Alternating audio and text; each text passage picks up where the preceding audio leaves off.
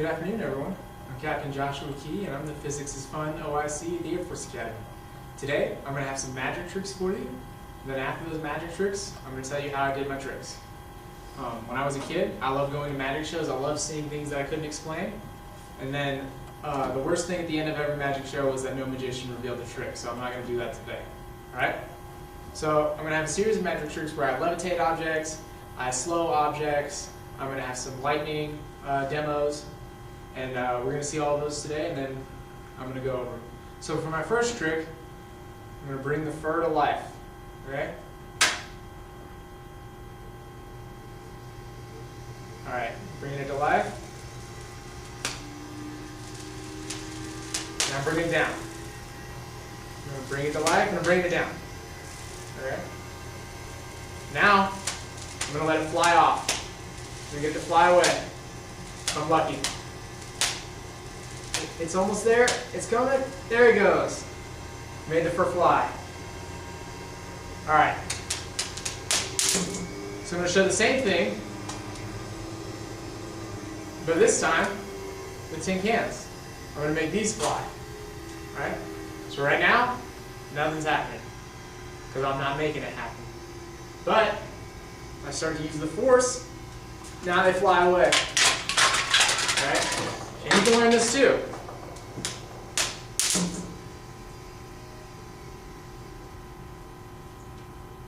Alright. For my final trick, my lovely assistant here, Barbie, who's also a physicist, is going to sacrifice her hair day so that I can show off my powers. Alright? So I'm going to make Barbie's hair stand up. There it goes. Now I'm going to make it go back down.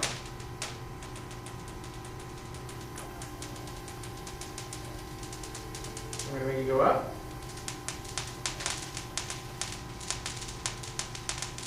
Now I'm going to make it go down.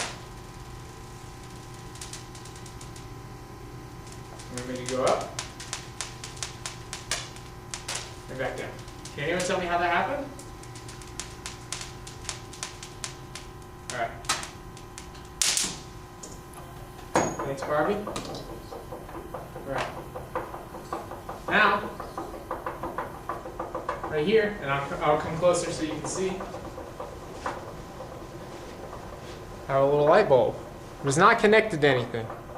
And I'm not going to connect it to anything. I'm just going to use my magic power to turn the light bulb on. Alright? So, here's my light bulb. It's not turned on. Actually, let me go turn the lights off. It's a little easier to see.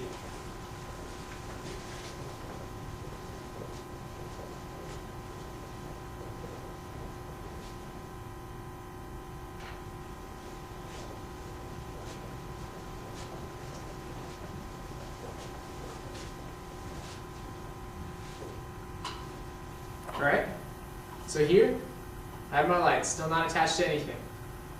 Alright? So pay close attention, I'm not going to attach it to anything at all. Alright? Right here. And I'm just going to use my magic power to turn the light on. There we go. It's not easy. Okay, that's all I can handle. Alright, I'm going to show another magic trick. I'm going to make lightning. Okay? This one's the hardest one. Alright? So I'm going to turn all of the light off so you can see it as well as you can. Alright?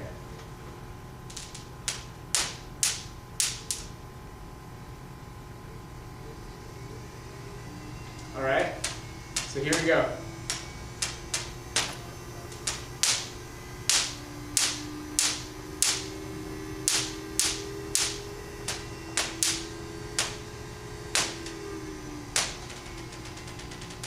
And I'm making little bits of lightning with my finger right here.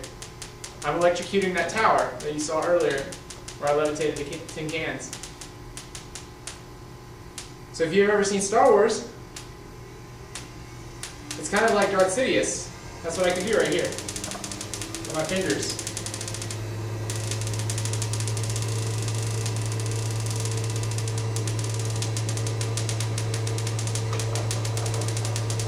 So don't worry.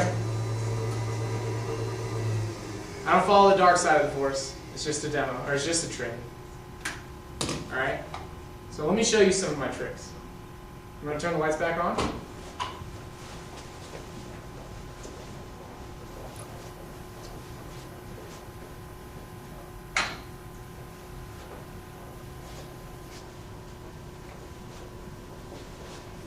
Alright, got one last trick. Okay? And we got this copper tube. I'm going to put it on the tower. I'm going to leave it there. Okay? Nothing's going to happen. Now, I'm going to use the force. I'm going to raise the copper through the sky. Okay? Here we go. Now, in case you think I was tricking you, I'll do it again. Alright, here we go. Now, I'm only learning, so I'm not good at it. Okay? But I'll get better. Alright? Now, my last trick is I'm going to float paper. Okay? Now, I need my magic wand. Okay? I charge it up. I'm going to charge up the magic wand. Alright? And now, I'm going to float the paper.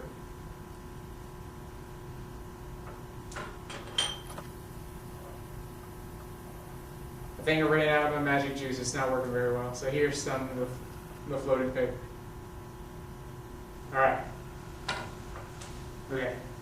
So now, I'm going to explain how my tricks worked. Why was my magic tricks able to work? My Darth Sidious hands, my floating tin cans. How come it looked like I was a Jedi Knight? Alright. So this right here is called the Van de Graaff generator. And this has a special function in that it has a belt right here, and that belt's going to spin. What this does is it carries electrons to the tip of the sphere and deposits them on the surface of the sphere. So when I turn this on, and you can hear it, you might be able to see the belt run, the electrons start to get deposited right here. Now, in my first trick, I had this fur that I was going to bring to life. And the way that I did that was that I put the electrons on the surface of the sphere, and they got put on the fur. Now when I turn up my machine, all of the electrons get on the fur, and the fur starts to float. And if we get lucky, it'll fly off again. Oh, maybe not. It's having some trouble. We might get there. Let me see if I can help it out a little bit. Alright, see if it flies off again, and then talk about it. There we go. Alright.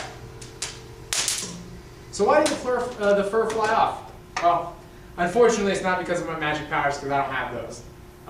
As much as I wish I did.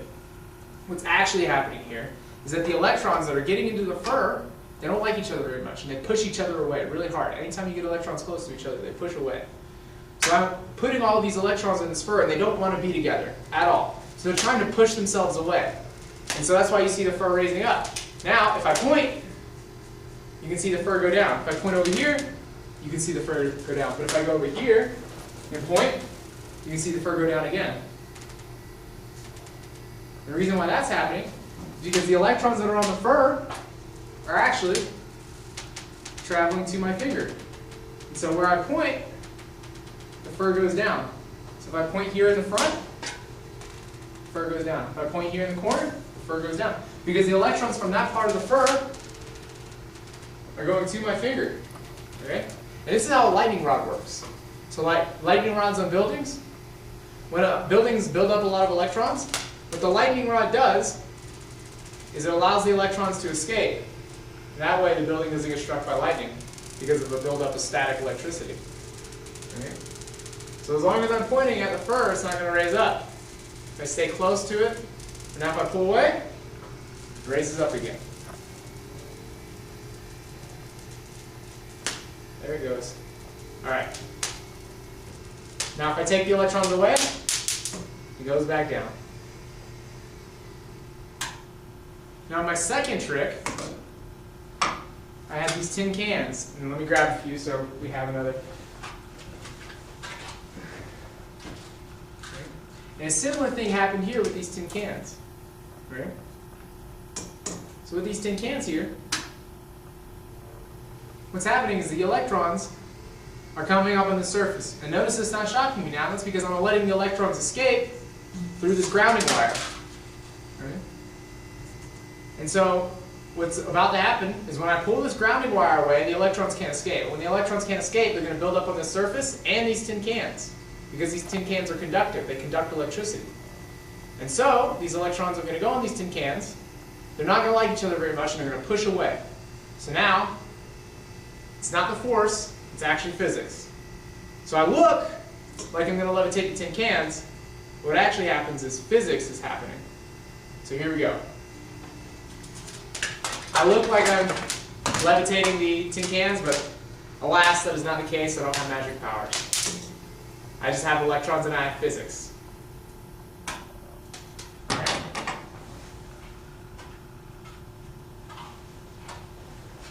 Alright. So that was those tricks. And same thing with my assistant Barbie. The electrons were coming up through Barbie, coming up to her hair, getting in the hair, and then the electrons were trying to push each other away. And if I were to do this, if I were to stay away from the ground, turn this on, and then hold it, and wait, my hair will start to go up. And I can feel it. It's starting to go up. But I have to stay away from the wall and the cabinet. They have metal. The electrons will arc. So if I point, you hear that? That's the electrons leaving me and then going to the grounding wire. Okay? So my hair is starting to stand up a little bit. Now if I point, my hair goes down. And you might not be able to see it very well because I don't have long hair. But I can feel it. Now if I take Barbie, and she helps me out, now her hair is going to go up, or not.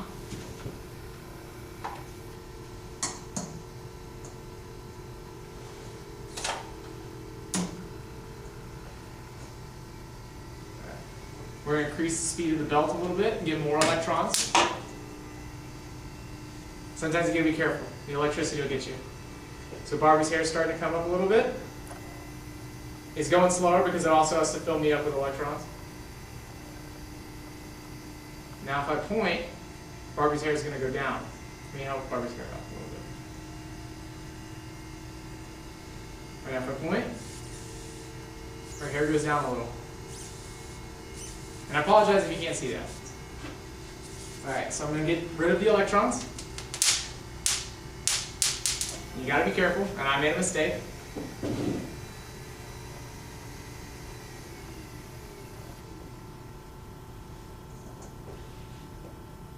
Alright. So that was those tricks. So what was happening? Let's summarize that up real quick. We were building up electrons, and those electrons were getting onto these objects, the fur, Barbie, me, and then they were pushing each other away. And that's why we saw the tin cans fly away, we saw the fur come alive, go up and down and everything like that. That's why we saw Barbie's hair fly into the air. Okay? Now what about the lightning? What happened with the lightning? Well, it's harder to see with the lights on, but if I turn this back on, and I let it build up some electrons, and I bring my grounding wire real close, what's going to end up happening is there's shocks. So you might be able to see it a little bit right now. So what's happening is the electrons, because there's so many of them, we want to get away from the surface of this sphere so bad, that they run away and they go through the air. And when they go through the air, they interact with the air molecules, and they rip electrons off of the surface of air molecules. And then when those electrons eventually come back to the surface, they emit light. And that's what you see when you see that spark. You see the light that's coming from the air molecules as they recombine with electrons. And so I didn't make lightning. My machine made lightning by depositing electrons on the surface. And then I gave those electrons away to escape. Okay? But the same thing happened when I did my Darth Sidious hands. Right? When I put those up, and I was coming at it like this, and I'll do that right now. So I'm going to let some electrons build up. Now when I come up to it, and I start pretending like I can do force lightning, what's actually happening is the electrons are escaping off of the surface, coming onto my hand, and then going through me into the ground. Now if I stand on this plastic stool right here that you can't see, what's going to happen is they won't be able to get to the ground. And so, for a little bit it might do it, but now it's going to stop.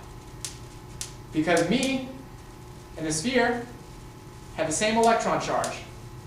It doesn't have more electrons than me. Now, it starts to get a little bit more, and every now and again you're going to hear a pop because the bell is adding more electrons. But then I quickly get them, and then I have the electrons. So now, if I touch the sphere, it doesn't really shock me all that much. It just builds up electrons. Now if I come down, and I let it build up some electrons, and I step away, and I ground myself, now when I touch it, it really shocks me. And that's because it takes what's called a potential difference to create this type of spark, this interaction. Okay? And so we need more electrons to be on the surface of the sphere than to be on me to get a spark between me and the machine. Now if I have these right here, and these don't have as many electrons as this, what's going to happen is the electrons just flow into it. And then once they're there, the electrons push away each other, and it flies off.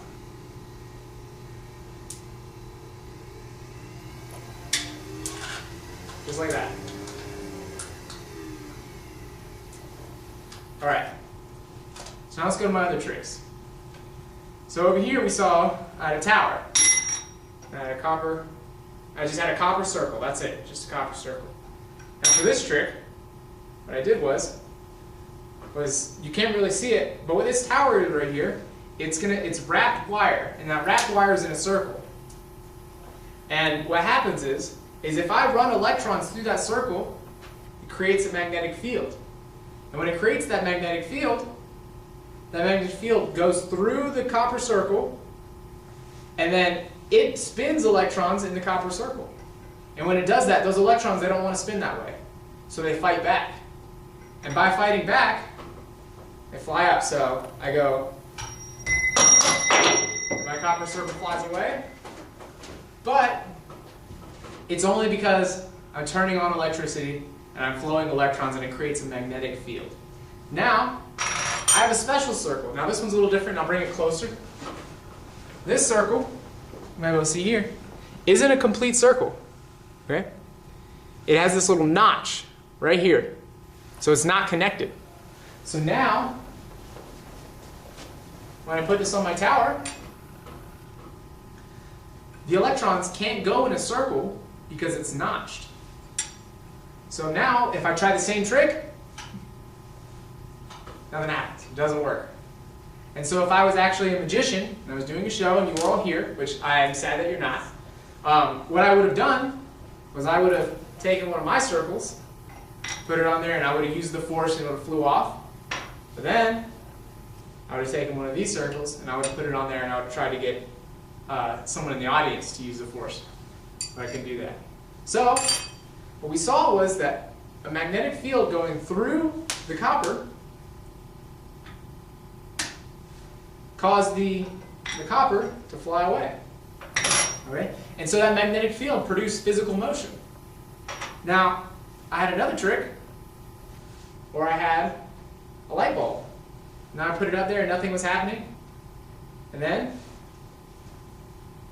I turned on my tower and the light came on. And what's happening here is this light bulb right here is just like this copper circle. Okay? We have a ring of copper going around this light bulb. And so whenever I put it over here and the magnetic field's going through this copper circle, what happens is that it spins the electrons around. All we're doing here is we're making those electrons go through the light bulb, and as they're traveling through the light bulb, they turn it on. All right? That's really what electricity is. Traveling electrons through wire. That's what powers all of your appliances, like your vacuum cleaner, your dishwasher if you have one, things of that nature. Just electricity, just traveling electrons. It's so useful, it's amazing. It makes our lives a lot easier every day. The lights that we have on in here. They're just moving electrons. All right?